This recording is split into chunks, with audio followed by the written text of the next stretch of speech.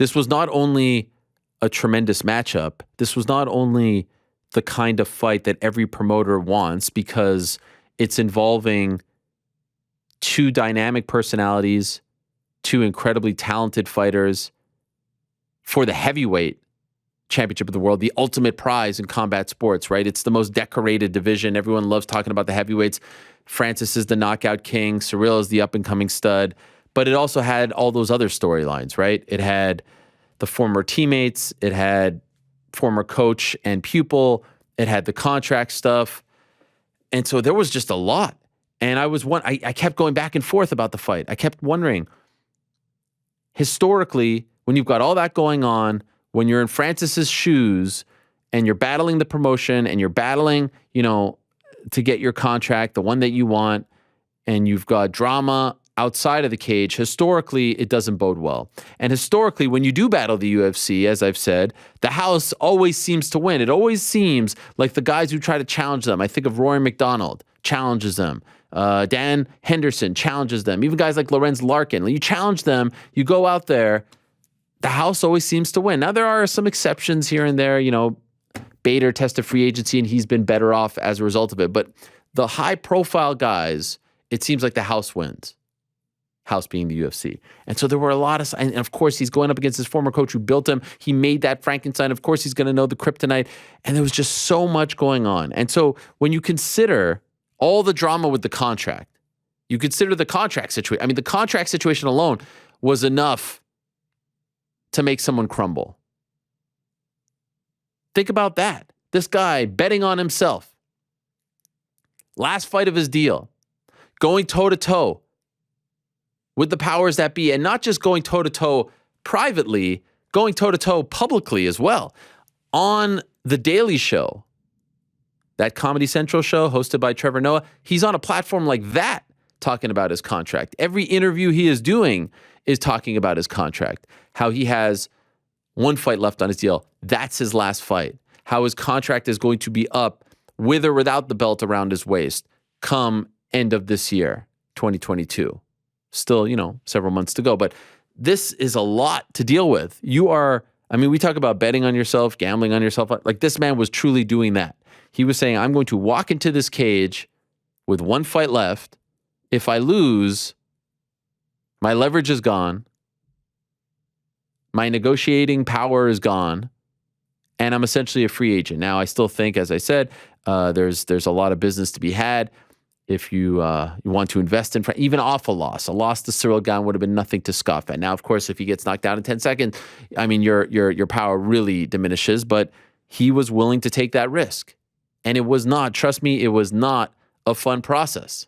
In fact, his agent, Markel Martin, Saturday morning, posted a screenshot of a text message that he received from a 702 number, I might add, giving us a little bit of insight into what these guys have been going through. That's just from what I've heard, and I know I haven't heard all of it, probably 5% of the drama, of the stress, of the pressure that they were dealing with. That text, who knows who it's from, where it came from. Of course, there are inferences to be made from the area code. No one deserves that. No one deserves that. This is business. This is sports. No one deserves that. And so there was just a lot going on in that regard.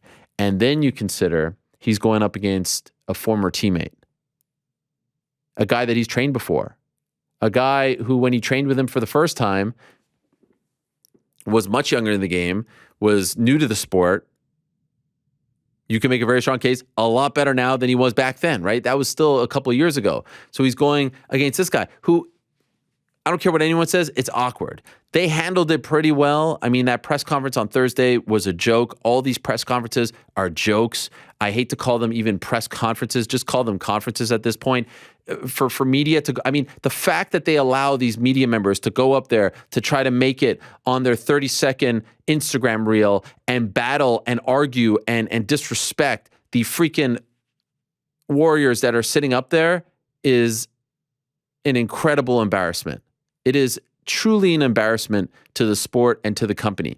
And certainly it's embarrassing for the fighters to be subjected to that. The fact that they continue to allow this to happen, back in the day, here I am sounding like an old guy, those press conferences were raucous, they were intense, it was a Jerry Springer, but for the most part, the questions were in bounds, respectful, for the most part, right? Of course, there were this is Jabroni Central. This is a joke. This is what someone who is writing a sketch on MMA media, this is someone like doing a parody of MMA media. Like, it's that bad. It's like you're going that far on that side of the spectrum just to make fun of MMA media. And it's not even MMA media. Who knows what the F is going on over there? Everyone involved in these press conferences, everyone who advocates to continue to do this, everyone who is okay with this should be ashamed of themselves. That's not how athletes should be treated. Certainly not fighters should be treated going into a fight. I'm going on a tangent here, but they handled it pretty well. It was pretty respectful. You could tell that those two guys respect each other. There's animosity and there's pride involved and there's ego involved. You could tell they respect each other. Now, that's one thing. The other thing is the former coach, the guy who, helped make you into who you are today, the guy who, took you under his wing. I know it broke, it probably broke Fernand's heart that Francis left after he built him up. And I know it got very personal, and we saw that on this show. And leading up to the fight, it got even more personal. And it felt like it was Fernand versus Francis. But in the back of your mind, if you're Francis, you're going up against the guy who taught you a lot of these tricks, made you into the fighter that you are today. And so that's a lot to deal with in its own right. And so he's dealing with that. He's dealing with the former team. He's dealing with the contract. And then Saturday morning, I get multiple text messages. Francis is hurt. And this isn't me. Like, I don't care. Believe it or not, it doesn't, like, you can even look it up. People were tweeting about it. It was starting to become a thing in this sport. Francis has an injured knee. Now, at this point, Saturday morning, what are you going to do? You're going to call him up. You're going to call up his agent. Like, no one's going to admit to it. And at this, it's one of those judgment calls. You just kind of let it lie. But I heard it from enough people to where I was like, damn, that's another thing to worry about now? This guy's got to worry about an injured knee? How's that going to affect his striking? How's that going to affect his grappling if he gets taken down? Golly, nothing's going Francis's way here. And then, of course, he walks out, and the broadcast is talking about it, and there's 2 knee braces on, one on each leg, and yeah, okay, there it is. The guy doesn't fight with knee braces. Now, of course, he has to wear 2 because he doesn't want to put a freaking bullseye on the injured knee, but now I'm like, oh my God, this guy has to deal with that. All right. God bless. And then the fight starts. And he clearly lost the first 2 rounds. And he clearly did not look as powerful and as explosive as he had in the past. Certainly not against Stipe recently. And he clearly looked, to me, tired. He was breathing with his mouth open very early on. I don't want to say he was rattled or anything like that, but he lost those 2 rounds. And so now you're thinking, all right, if he loses the 3rd, he has to finish him in the 4th and 5th. Francis Ngannou has never won a fight past the 3rd round. Remember Derek Lewis? That didn't go well. Remember Stipe Miocic? That didn't go well. So, first 2 rounds are over. Like, that's when you say, oh, I watched this fight. I looked into my crystal ball. Francis Ngannou, this fight ended in 2 minutes. Oh, in 2 rounds, Francis winning. Easy. Now we're getting to the 3rd. He's down 2, and you're like, damn, he bet on himself and it didn't work. That's what I'm thinking. This seems rather elementary. Now, Cyril's not smoking him. He's not a masterclass, but he's winning those rounds. And I didn't see anyone really score those 2 rounds for Francis. And then what happens? He wins the 3rd, and he starts to reinvent himself. And he starts to show off grappling. And he starts to show off some wrestling. And he starts to show off some jiu-jitsu as well. I mean, the wrist control, taking the back, the scrambles, the takedowns. Ciryl Gane had never been taken down before in the UFC. Had never been on his back. That's Francis Ngannou. Remember when Francis Ngannou fought Stipe Miocic in Boston, Massachusetts? And everyone was like, this guy's one-dimensional. This guy's a one-trick pony. He has no gas tank. He has no idea what he's doing on the ground. Look what he did. Now, I'm not talking, that's not like black belt stuff, but he freaking won this fight with his wrestling, with his grappling. Francis Ngannou, Le Predateur, won that fight with his wrestling. And so he wins the 3rd, he wins the 4th, and it's going down to the 5th round. It's 2-2 now. He's gone, I mean, all the way back. He looks exhausted. His knee is probably killing him. His coach, Eric Nixick, is giving him, one of those classic, buddy, I love you. I believe in you. 5 more minutes and everything is right. We win it all back. All the drama, all the pressure, all all the crap that these guys had to deal with dating back to the moment he won that fight in March.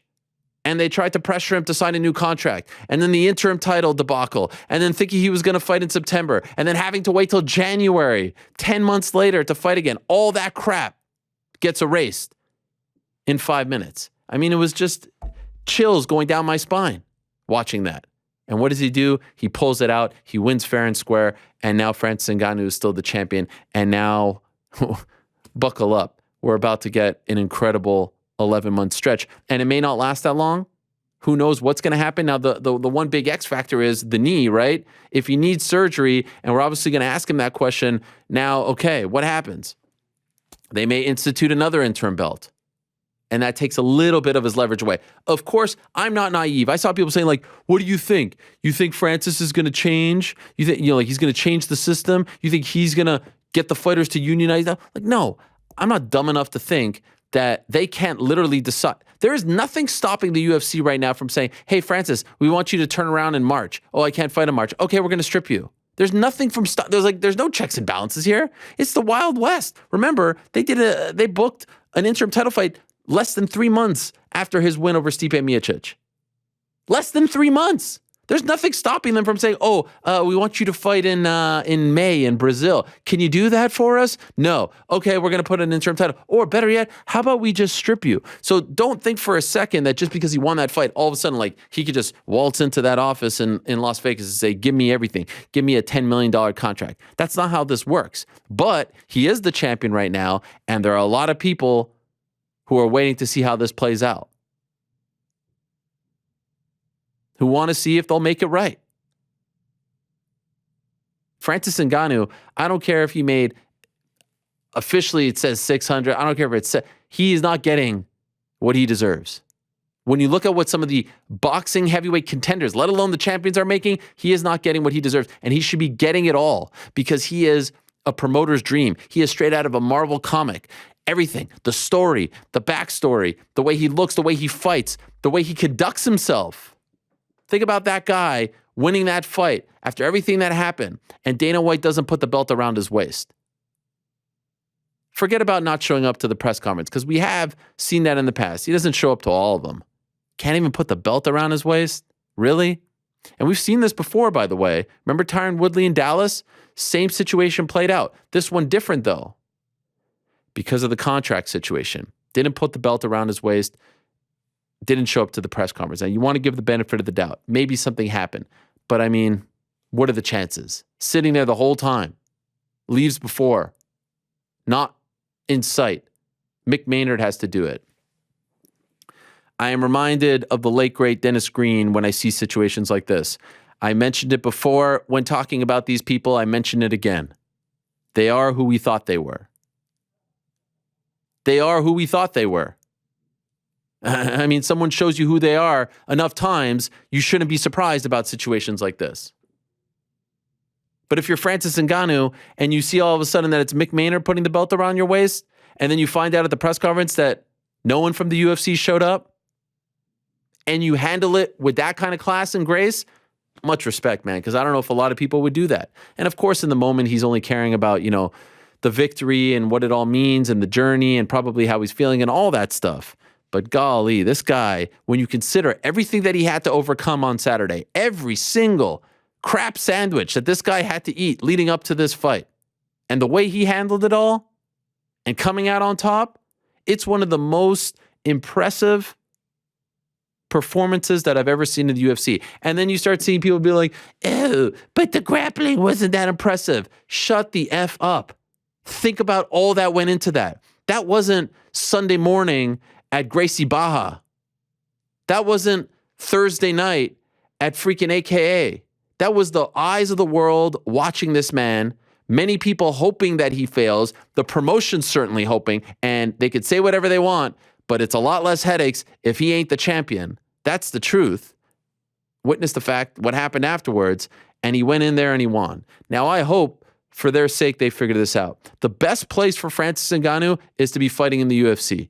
The best place for him to make the most amount of money possible, even if it probably isn't what he deserves, is in the UFC. No one thinks otherwise. No one wants him to leave the UFC. I'm not advocating for him to leave the UFC. The best fights for him are in the UFC. The best platform for him is in the UFC. The biggest spotlight on him is in the UFC. It's all that. But you want the guy to get what he deserves and what he has earned, most importantly.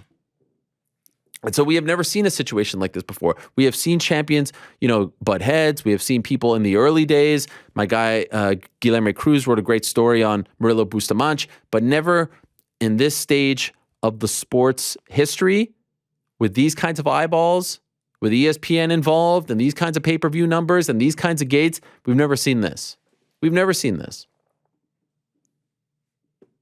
So this is going to be fascinating. I can't wait to see how it all plays out. And you hope he doesn't need the surgery. And if he does, he's not out for too long. And because that clock is going to start ticking. Remember, end of the year, with or without the belt, he can walk away.